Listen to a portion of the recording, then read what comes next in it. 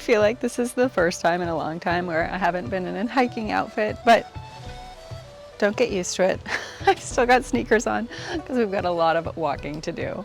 Welcome everyone to Kyoto, Japan.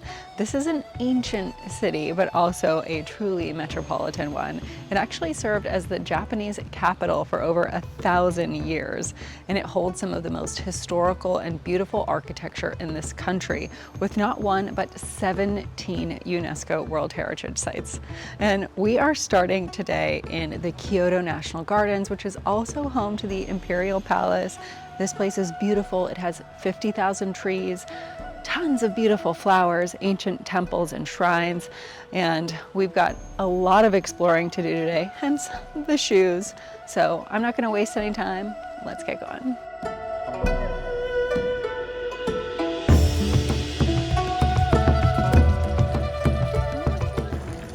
We are now inside the Imperial City. This complex was built in 794, over 1,000 years ago.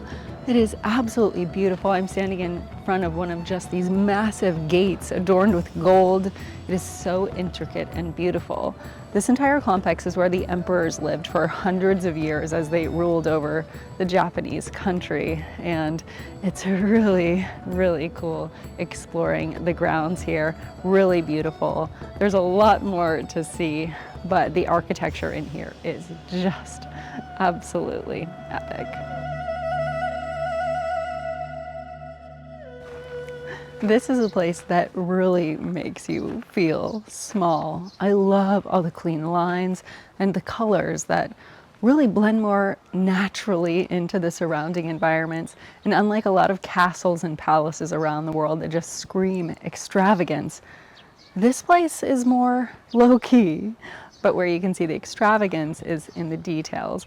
When you look closely at the hinges and the door frames and the intricate carvings that pop out to the trained eye.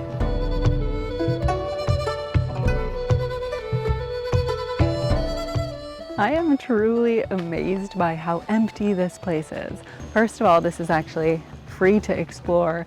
There's no entry fee. You do have to pass through a gate where they check your bags. But other than that, you can come and experience this place for no money at all. And I think I hit the sweet spot on when to come and visit Japan because it's just the tail end of cherry blossom season. And next week is actually Golden Week, which is a big celebration week here in Japan where pretty much all of the locals get to take the week off and travel around. So it's very busy and not a great time for foreign visitors to come and enjoy the country. So I think this is the best time to visit because so far this morning, we've had lots of places to ourselves. I wanted to point out one of the other buildings here, which is just absolutely beautiful. Now, not everything in this complex is super ancient. This building behind me was actually built in 1915. So after the emperors stopped living here in Kyoto and moved to Tokyo, they still did use this property for the coronation of emperors, and that's why this one was built to usher in the new emperor of the Taisho.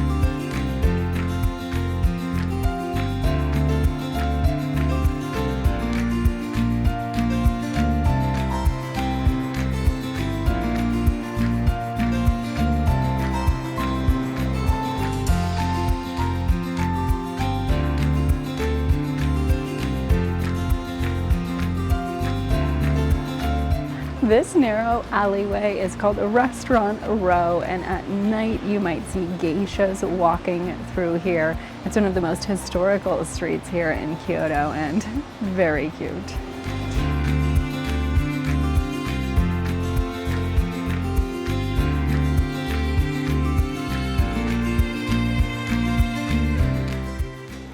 All right, one of the very specific things that I wanted this morning was these little pancakes.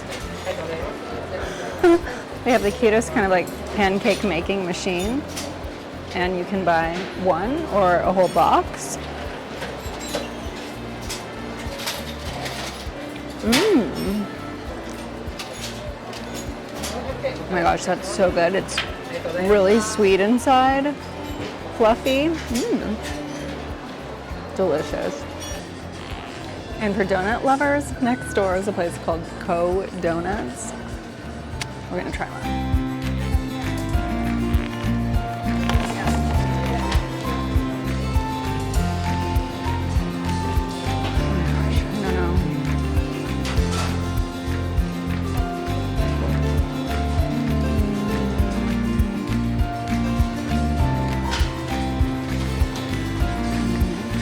There were so many different types of donuts, it was really hard to choose. I ended up getting a just kind of plain donut with matcha on top and also some kind of banana milkshake.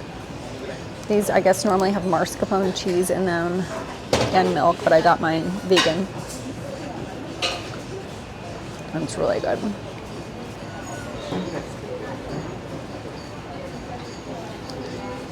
This definitely reminds me of being a kid. Or funnel cake, depending on where you grew up. And it has just this matcha glaze on top. It is really good. This is also delicious. Good thing we're doing a lot of walking today.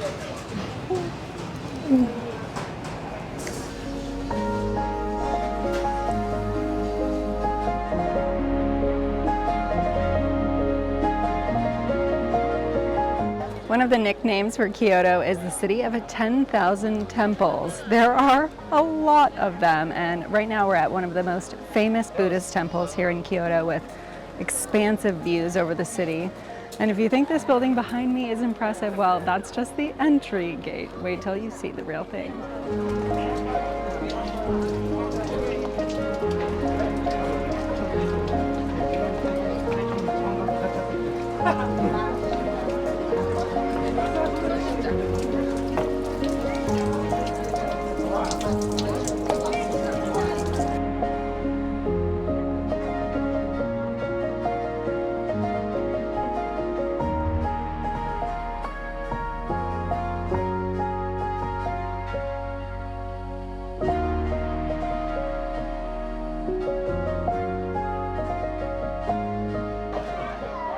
Snagging a photo on this iconic deck is no easy feat.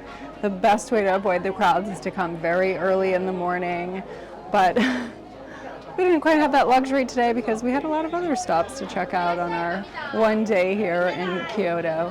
And I also think that the emperor maybe got duped because this property with the views out over the entire city is just absolutely gorgeous with the surrounding forest and gardens here. I don't know. They might want to switch.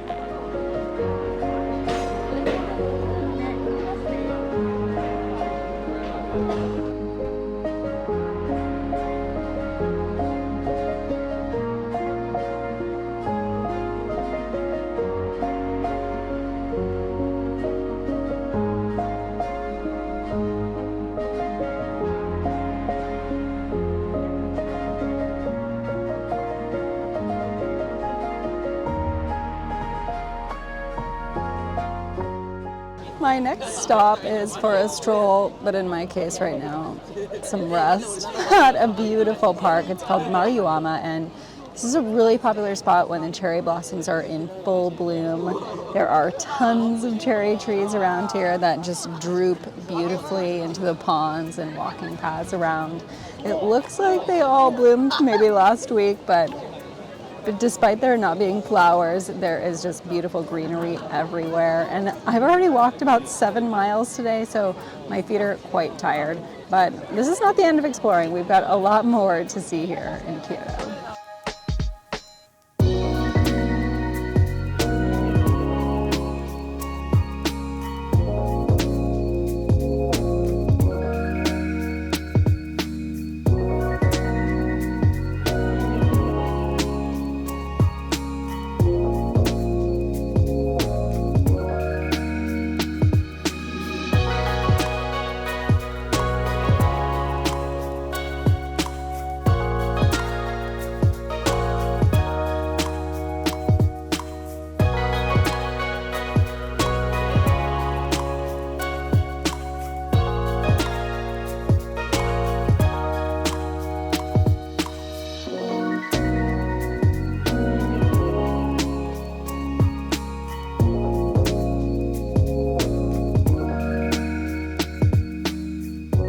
Across town is another beautiful representation of not only Japanese history, but architecture, the Golden Pavilion, which sits just behind me.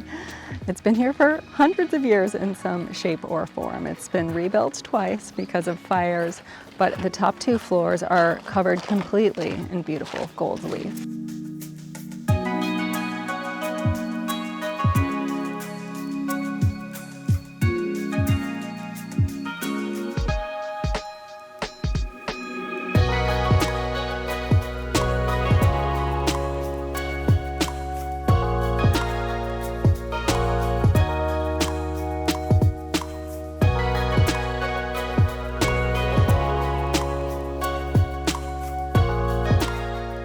It has been such a full day here. We have seen so many beautiful things in Kyoto, from temples and palaces to just the beautiful flowering trees. We've been through a lot of crowds and tried some pretty awesome food too. And there's so much more that this city offers. I would definitely recommend coming and spending at least a few days here in Kyoto, especially if you want to do any tours or experiences. And there are a lot of them to choose from dinner with a geisha to just a walking tour throughout town, or a bus tour where you get to see more sights.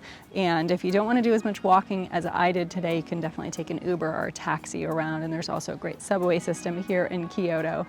But this is all that we have for this city. There is more to come from this trip to Japan. In the next episode, I head to Shizuoka Prefecture at the base of Mount Fuji. And I've got a couple behind the scenes videos that I won't be releasing anywhere else but Patreon and right here on channel memberships. So if you want to see those, make sure you're subscribed to the channel and sign up for those additional memberships. And I'll see you in the next video. As always, I'm Alice Ford. Never stop exploring.